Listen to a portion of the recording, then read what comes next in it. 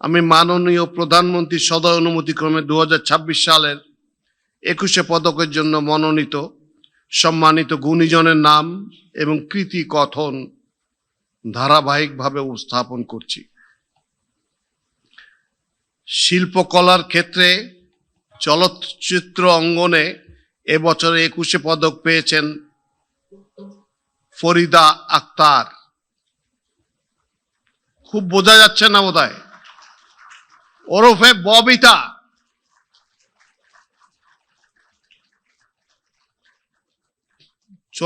চলচ্চিত্র অঙ্গনে ববিতা প্রায় 300টিরও বেশি চলচ্চিত্র অভিনয় করেছেন।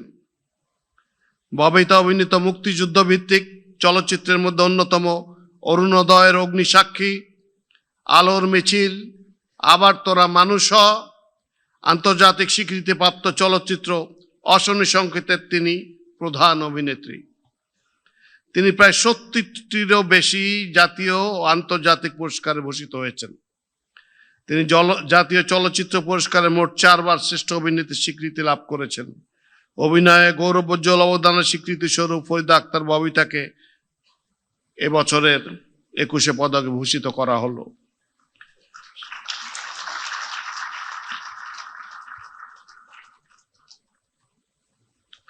শিল্পকলা ক্ষেত্রে পদকপ্রাপ্ত ফরিদা আক্তার ববিতাকে মাননীয় প্রধান পণ্ডিতের নিকট হতে পদক গ্রহণ করার জন্য অনুরোধ জানাচ্ছি।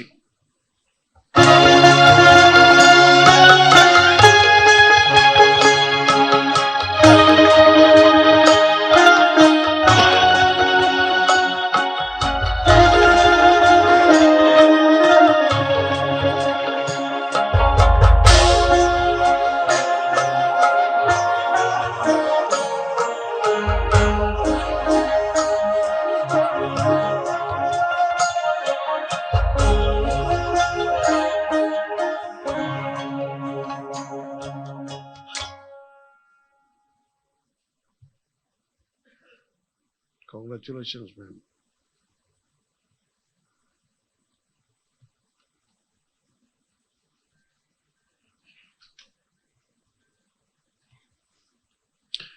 শিল্পকলা ক্ষেত্রে চারুকলার অঙ্গনে এবছর 21শে পদক পাচ্ছেন অধ্যাপক ডক্টর মোহাম্মদ আব্দুস সাত্তার। অধ্যাপক ডক্টর মোহাম্মদ আব্দুস সাত্তার ঢাকা বিশ্ববিদ্যালয়ের চারুকলা অনুষদের প্রাচ্যকলা বিভাগ হতে শিক্ষা গ্রহণ করে পরবর্তীতে একই বিভাগে শিক্ষক হিসেবে যোগদান করেন। তিনি বাংলাদেশে অনুষ্ঠিত এশীয় চারুকলা প্রদর্শনীতে ছাপচিত্র বা প্রিন্ট মেকিং এর মাধ্যমে গ্র্যান্ড অ্যাওয়ার্ড বা স্বর্ণপদক অর্জন করেন। 1988 সালে লুবিয়ানা আন্তর্জাতিক প্রদর্শনীতে 125 জন বিশ্বসেরা শিল্পীর তালিকায় তার নাম অন্তর্ভুক্ত করা হয়। তিনি শিল্পকলা ও শিল্পের নন্দনতত্ত্ব বিষয়ে পর্যন্ত 25টি গুরুত্বপূর্ণ গ্রন্থ রচনা করেছেন। 200টিরও অধিক জাতীয় ও আন্তর্জাতিক প্রদর্শনীতে অংশগ্রহণ করায় শিল্পী 9টি পুরস্কার অর্জন করেছেন।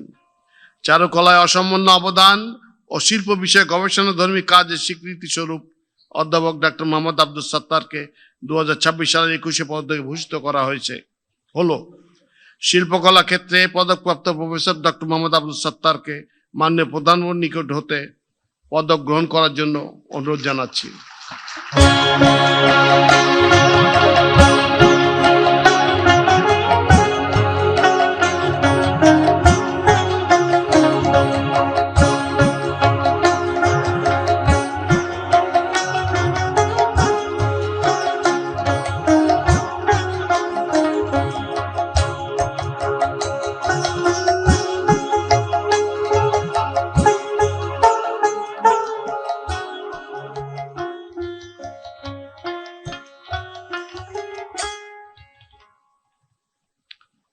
স্থাপত্য ক্ষেত্রে এবছর 21শে পদক পেয়েছেন মেরিনা তাবাসসুম।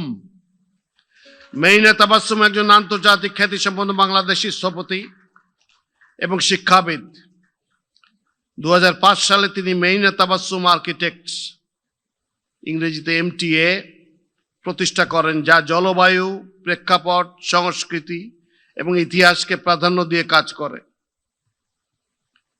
শিক্ষাবিদ হিসেবে তিনি নেদারল্যান্ডসের ডেলফট ইউনিভার্সিটি অফ টেকনোলজির অধ্যাপক এবং এর আগে হার্ভার্ড, ইয়েল ও টরন্টো বিশ্ববিদ্যালয়ে শিক্ষকতা করেছেন।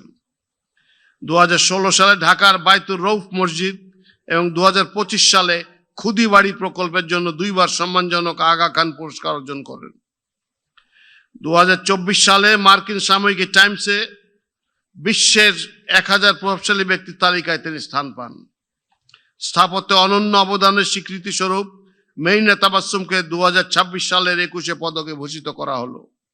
স্থাপত্য ক্ষেত্রে পদকপ্রাপ্ত মেইনা তাবাসসুমকে মাননীয় প্রধানমন্ত্রীর নিকট হতে পদক গ্রহণ করার জন্য অনুরোধ জানাচ্ছি।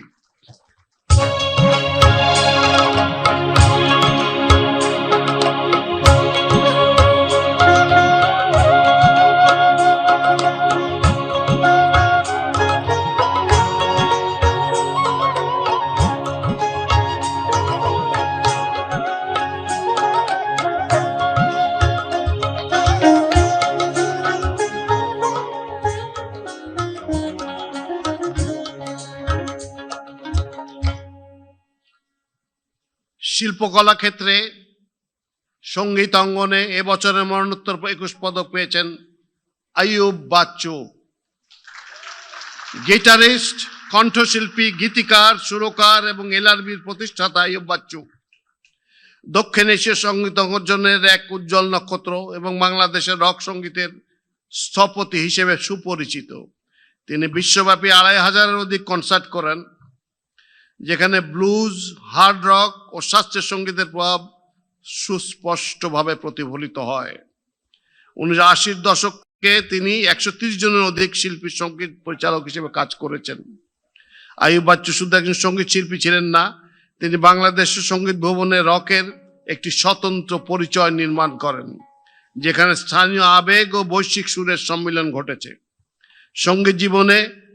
সঙ্গীতে জীবনব্যাপী ভূমিকার জন্য আইয়ুব বাচ্চুকে এবছরের 21শে পদক মরণোত্তর ভূষিত করা হলো। শিল্পকলা ক্ষেত্রে পদকপ্রাপ্ত আইয়ুব বাচ্চুর পক্ষে তার সহধর্মিণী ফেরদৌস আক্তার চন্দনাকে মাননীয় প্রধানমন্ত্রীর নিকট হতে পদক গ্রহণ করার জন্য অনুরোধ জানাচ্ছি।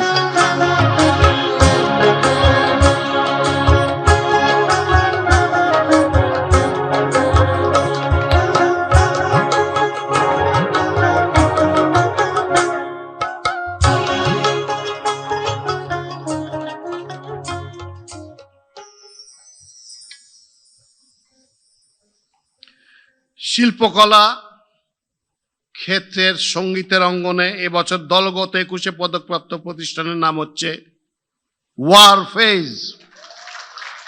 বাংলাদেশের সঙ্গীত ও সাংস্কৃতিক অঙ্গনে ওয়ারফেজ উল্লেখযোগ্য অবদান রেখেছে। বাংলাদেশের হেভি মেটাল ও হার্ড রক সঙ্গীত ধারার অন্যতম পথিকৃৎ ওয়ারফেজ ব্যান্ড। 1984 সালের প্রতিষ্ঠার পর 1991 সালের প্রথম অ্যালবামের মাধ্যমে তারা বাংলা ভাষায় হেভি মেটাল গানকে জনপ্রিয় করে তোলে এবং দেশের ব্যান্ড সঙ্গীতে নতুন ধারা ও মানদণ্ড স্থাপন করে। প্রথম বাংলাদেশি রক ব্যান্ড হিসেবে এবারের 21শে পদক অর্জন করল ব্যান্ড ওয়ারফেজ। সঙ্গীত দল হিসেবে গৌরবোজ্জ্বল অবদানের স্বীকৃতি স্বরূপ ওয়ারফেজকে 2026 সালের 21শে পদকে ভূষিত করা হলো। শিল্পকলা ক্ষেত্রে পদকপ্রাপ্ত ওয়ারফেজ ব্যান্ডের পক্ষে দলনেতা শেখ মনিরুল আলমকে মাননীয় প্রধানমন্ত্রীর নিকট হতে পদক গ্রহণ করতে অনুরোধ জানাচ্ছি।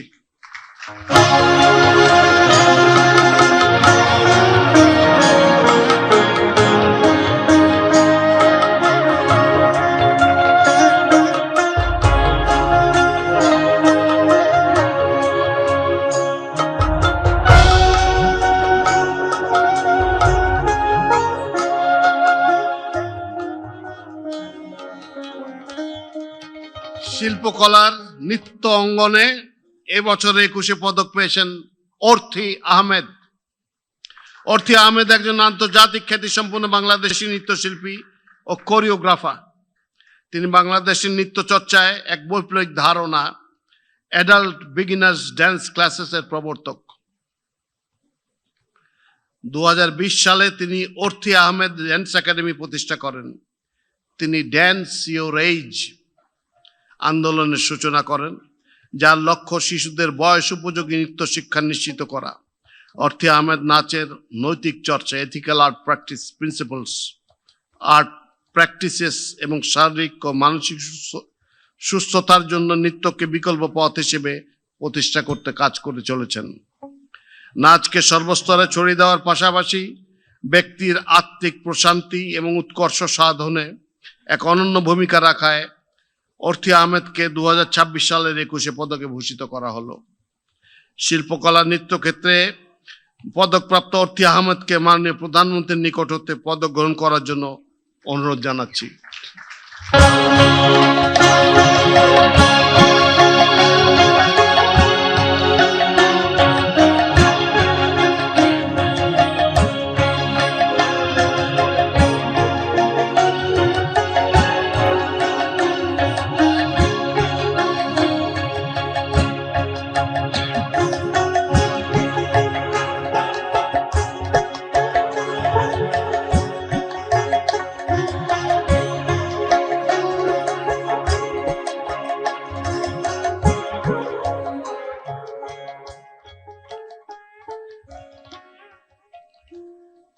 শিল্পকলার ক্ষেত্রে পালা গান অঙ্গনে এবছরে 21শে পদক পেয়েছেন ইসলাম উদ্দিন পালাকার। ইসলাম উদ্দিন বাংলাদেশের গ্রামীণ লোক সংস্কৃতির অন্যতম গুরুত্বপূর্ণ পালাগান শিল্পী হিসেবে পরিচিত। তিনি 1988 সালে পালাগান শিক্ষা শুরু করেন। তার দল হাওর অঞ্চল সহ বাংলাদেশের বিভিন্ন অঞ্চলে লোক সাংস্কৃতিক ভিত্তিক পালাগান পরিবেশন করেন। তার উল্লেখযোগ্য পালাগান এবং গানের মধ্যে রয়েছে কমলা রানী, সাগর দিঘি, উতুলা সুন্দরী, দেওরা ইত্যাদি উল্লেখযোগ্য। সুদীর্ঘকাল পালাগান পরিবেশনা ও চর্চার মাধ্যমে এই ঐতিহ্যবাহী শিল্প মাধ্যমকে দেশে ও আন্তর্জাতিক অঙ্গনে সাফল্যের সাথে উপস্থাপন করার স্বীকৃতি স্বরূপ ইসলাম উদ্দিন পালাকারকে বছরের 21শে পদকে ভূষিত করা হলো। শিল্পকলা ক্ষেত্রে পদকপ্রাপ্ত ইসলাম উদ্দিন পালাকারকে মাননীয় প্রধানমন্ত্রীর নিকট হতে পুরস্কার গ্রহণ করার জন্য অনুরোধ করছি।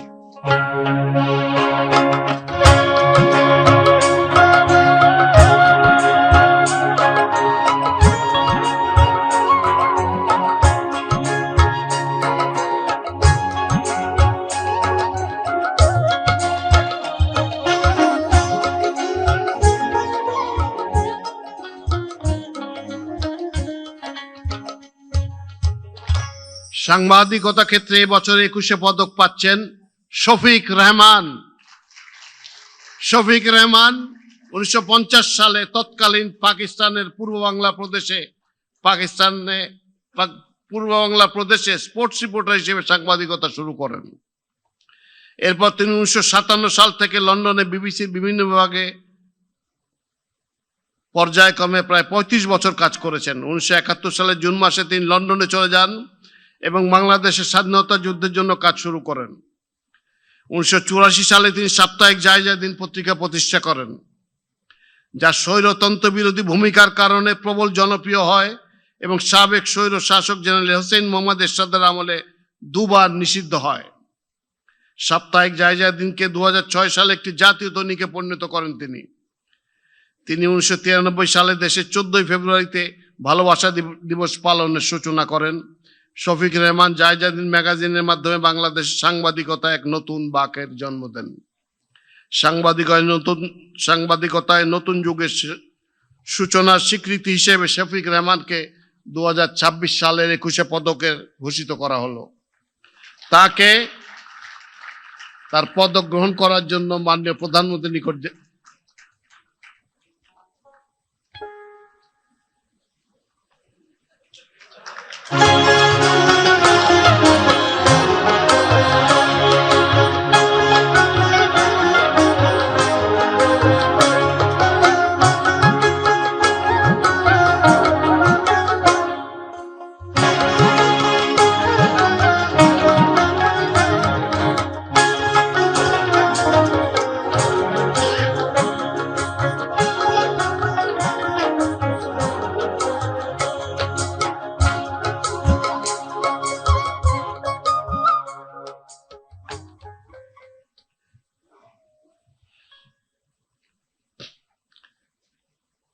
শিক্ষাক্ষেত্রে এবছর 21 পদক পেয়েছেন অধ্যাপক ডক্টর মাহবুবুল্লাহ আলম মজুমদার। অধ্যাপক মাহবুবুল আলম মজুমদারের পথ চলা শুরু যুক্তরাষ্ট্রে হাই স্কুল জীবন থেকে। সেখানে তিনি ওয়েস্টিংহাউস সায়েন্স ট্যালেন্ট সার্চের জাতীয় ফাইনালিস্ট 40 জন তরুণ বিজ্ঞানীর মধ্যে একজন। ইন্টারন্যাশনাল সায়েন্স অ্যান্ড ইঞ্জিনিয়ারিং ফেয়ারের পুরস্কার প্রাপ্ত এবং ন্যাশনাল বাইসেন্টেনিয়ালস রাইটিং প্রতিযোগিতায় জাতীয়ভাবে প্রথম হয়ে হোয়াইট হাউসে মার্কিন প্রেসিডেন্টের কাছ থেকে পুরস্কার গ্রহণ করেন। 2006 সাল থেকে সম্পূর্ণ অবৈতনিকভাবে আন্তর্জাতিক গণিত অলিম্পিয়াড দলের টিম লিডার ও হেড কোচ হিসেবে দায়িত্ব পালন করেছেন। 2014 সালে ব্র্যাক বিশ্ববিদ্যালয়ে তিনি শিক্ষক হিসেবে যোগ দেন এবং 2020 সালে school of data and science প্রতিষ্ঠা করেন। বিশ্বমানের একাডেমিক জীবন ছেড়ে দেশে ফিরে 2 দশক ধরে গণিত শিক্ষা ও গবেষণা আন্দোলনের নেতৃত্ব দেওয়া অধ্যাপক মাহবুবুল আলম মজুমদারের এই সচেতন প্রত্যাবর্তন দেশের গণিত চর্চা, শিক্ষা ও মৌলিক গবেষণায় অনন্য অবদান রেখেছে এবং এর স্বীকৃতি স্বরূপ তাকে 2026 সালের 21 পদকে ভূষিত করা হলো। তাকে তার পদক গ্রহণ করার জন্য মাননীয় প্রধানমন্ত্রীর নিকট উপস্থিত হওয়ার জন্য অনুরোধ করি।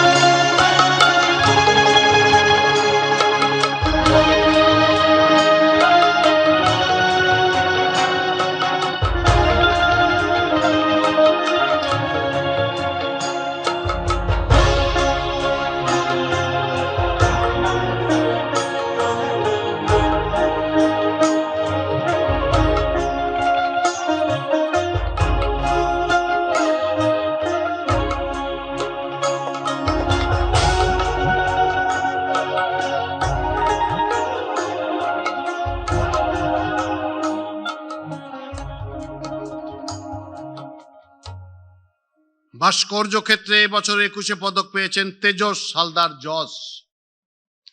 তেজস হালদার জস ব্রোঞ্জ ঢালাই, ফাইবার গ্লাস ঢালাই, কাঠ খোদাই, মাটির modelling, furnace making, welding, arc and gas both এবং টেরাকোটা সহ বিভিন্ন কৌশলের বিশেষজ্ঞ।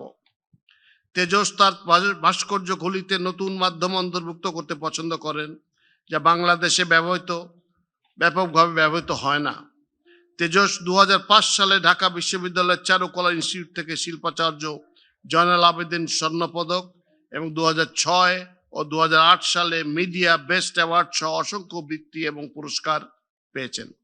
সমসাময়িক বাংলাদেশি ভাস্কর্য শিল্পে গৌরবোজ্জ্বল অবদানের স্বীকৃতি স্বরূপ তেজস হালদার জসকে 2026 সালের 21 পদকে ভূষিত করা হলো। ভাস্কর্য ক্ষেত্রে পদকপ্রাপ্ত তেজস হালদার জসকে মাননীয় প্রধানমন্ত্রীর নিকট হতে পদক গ্রহণ করার জন্য অনুরোধ জানাচ্ছি।